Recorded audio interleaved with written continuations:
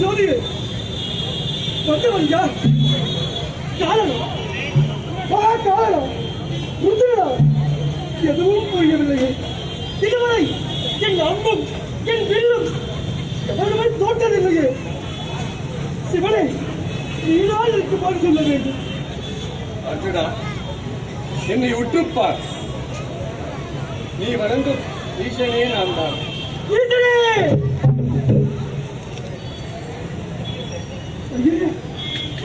ஐயனே, என் பெருமானை மன்னிக்க வேண்டும் சுவாமி. உன்னை வண்டியாக வந்தது அரக்கன். அதனால் உன்னை காப்பாற்றவே இங்கு வந்தேன். உனக்கு என்ன வரம் வேண்டும் கேள்.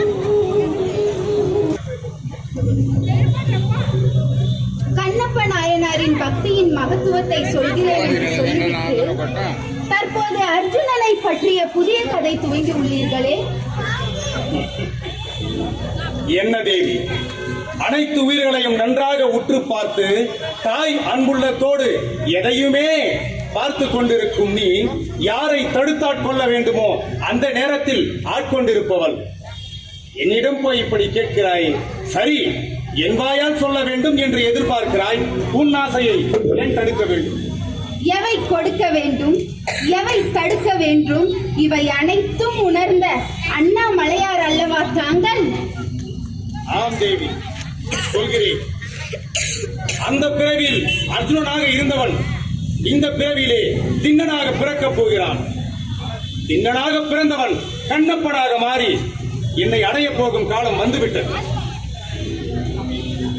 தங்களின் திருவிளையாடலை உடனிருந்து பார்த்தாலும் உங்கள் திருவாய் மலர கேட்கும் போது வரும் ஆனந்தமே தனி ஆனந்தம்தான் சுவாமி. தேவி, என்னை நீ அறிவாய், உன்னை நான் அறிவேன்.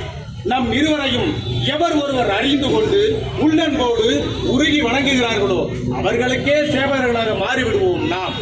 அதிலே இந்த திண்ணப்பனும் ஒருவர்.